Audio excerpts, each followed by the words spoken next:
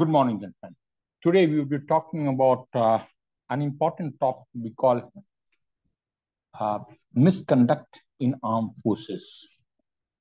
All those aspirants who would like to join services and they would like to appear in SSB, it is pertinent they understand what is misconduct and how is misconduct viewed in the services, in the armed forces, so that you can guard against projecting those misconduct in your tests that are available, isn't it? Because when you are writing your stories or you are writing WAT or when you're talking to the interviewing officer or you are doing some work with GTO, you would all be, you would all be projecting your views or project out through your actions or through speech or through writing your own personality. So we must be careful to ensure we understand what is misconduct. And we should not be in a position to bring out those misconduct when we are trying to talk about it. Okay. If that is the case now, let's understand what is a misconduct. What is a misconduct?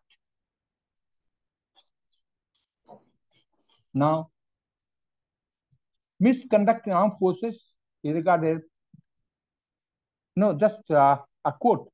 What the horror of war are, no one can imagine. They are not wounds and blood and fever, spotted and low, or dysentery, chronic and acute, cold and heat, and famine. They are intoxication, drunken brutality, demoralization, and disorder on the part of inferior, jealousies, meanness, indifference, selfish brutality on part of the superior. Why do we say that? When we go for war, either we are going to kill someone or we get killed. Simple. We go to war to win. We do not go to war to lose. If that is the case, we have to be well prepared for it. Imagine a situation when, say, a post has to be attacked and your commanding officer tells you to do that. You can't afford to refuse it. You know that you may not survive, but you ought to adhere to the instructions that have been given to you. So what is misconduct then? Misconduct is an act involving conscious wrongdoing or known prohibited actions. It's a willful. Willful misconduct involves deliberate or intentional wrongdoing with knowledge of or wanton or reckless disregard for its probable consequences. Imagine, as I said, when you have to go on attack and refuse to go, what will happen? Consequences are bad. You will put your own friends in peril. Misconduct usually takes place when coping mechanisms are either flawed or inadequate. Stress management briefing are in the place in the services. It is important for all aspirants to services to understand that services require the best in all circumstances, whether peace or war. Hence, impeccable personality. Offenses related relation to the enemy and punishable with death. Shameful abandonment of a post. And when you write a story that is TAT, you have given certain assignment and you leave it and go do something else. Shameful casting of arms means throwing of arms. Treacherously holding communication with the enemy. Intentionally spreading false alarm. Voluntarily aiding the enemy if taken as a prisoner of war. Directly, indirectly assisting the enemy. Sleeping or being intoxicated upon one's post during times of war or alarm. Next comes to offense in relation to the enemy and not punishable with that. holding correspondence with enemy without due authority, sending a flag of truce to the enemy without due authority, being taken as prisoner of war by want of due precautions and neglect or failing to rejoin when you are able to get away from them. Mutiny, an act of collective insubordination and includes person who begins, incites, conspires to cause mutiny. Or even if you join such mutiny, being present at such mutiny and you are not doing anything to prevent that happening, knowingly withhold information about mutiny from senior authority. They are all punishable as far as we are concerned. Then threatening, striking, or killing a unit leader, that is called fragging, generally takes if command is perceived to be excessively eager to commit the unit to danger. So you can't afford to go against your own people, own men, maybe senior or junior, glaring incompetence of the senior or junior, unfair in sharing of risk, desertion, intention of the offender to not to return to the service, rape and looting, suicide, intoxication,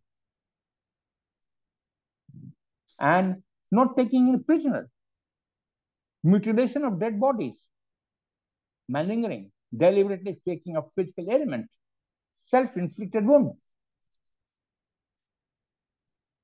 Majority of these misconduct fall under what we call a negative stress behavior and are consequence of being exposed to the psychological effects of combat or environment or suggestive of combat. This stress comes during the training because there is lots of emotional support from family and friends with whom you have stayed too long. Now you are not in a position to meet them. Newfound rigid discipline or framework of the services. Demanding nature of physical training, erosion of privacy, constant onus to compete and qualify for next stage, inability to address problem and at home due to preoccupation with training or the services you are under with the services. During the peacetime, you will have improper or poor interpersonal relationship, domestic problem related to marital life, health problem of family members, insecurity of family members, children's education, proper dispute, financial problem, inadequate response by civil administration to your problems. There will be stress in the field also because you are separated from family members. There are adverse or demanding climatic conditions, isolation, long tenure, unknown enemy, in counterinsurgency operation, uncertainty of life, difficult living condition, fatigue. So they are all stressors which works from there, over and above. This moral and gray areas of war is another contributor to misconduct. Victorious and hasty and unplanned withdrawal is associated with the commission of criminal act like rape, plunder, and other criminal activities. Because you can't, having seen an enemy, you have to fight. Last man, last bullet. You can't just withdraw until you are ordered to do so. Viewing atrocity of enemy degrades moral conduct. Yes, there are all the stresses are there. There will be certain problems.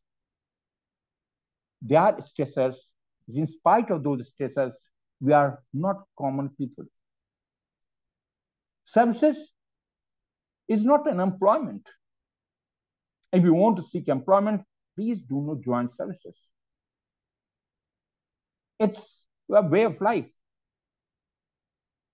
You have to do something for the nation or the people with whom you are sharing.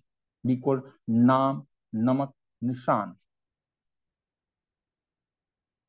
Okay. I hope you have understood what is misconduct. and request all aspirants to ensure that the personalities are impeccable. And even if you have got this sort of misconduct, which is coming in your day-to-day life, please take control yourself and remove these particular habits which you have got it. Hope you become a better person tomorrow. Thank you.